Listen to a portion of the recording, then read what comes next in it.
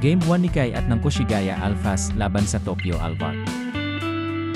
Magandang araw mga boss at salamat sa pagbisita sa aking munting channel. Samahan niyo ako at pag-usapan natin kung ano ba ang nangyari. Sa game na ito ay nagtala lang si Kai ng 3 points at 7 rebounds in 27 minutes of playing time. Sa first quarter ay maganda naman ang pinakita ni Kai at ng team niya na kahit di pa man siya nakapuntos ay pinapakita lang niya na dominante siya sa loob. With Kai as a center ay marami ang mga nailang na shooter sa loob at nagre-resulta ng missed shot gaya nito. Sa tingin ko ang main issue ng team nila is having a good point guard na hindi gaya nito. Sa defensive rebound si Kai ang nagki-clean up at hindi sila nagkakaproblema.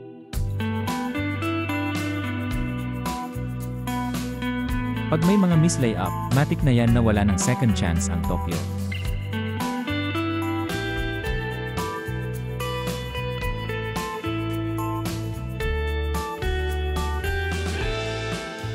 Hindi nga lang rebounds ang na-contribute ni Kai at pati na rin sa blocks gaya nito.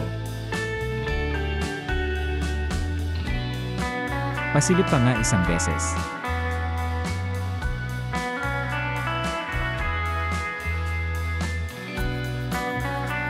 Actually back-to-back ang blocks, meron pang isa, tingnan nyo.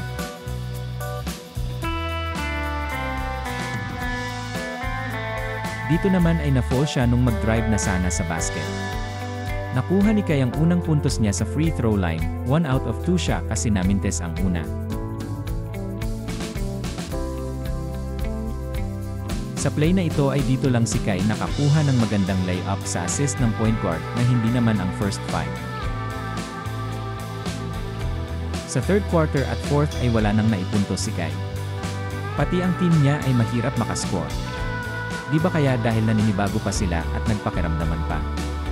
Nagtapos ang laro na may 75 at 57. Talo ang Koshigaya Alphas. Ito naman ang quarter points ng team at stats ng ating pambato. Patuloy pa rin tayo mga boss sa ating prayers at suporta. Bukas Sunday at alas 3 ang game. Babawi ang pambato natin.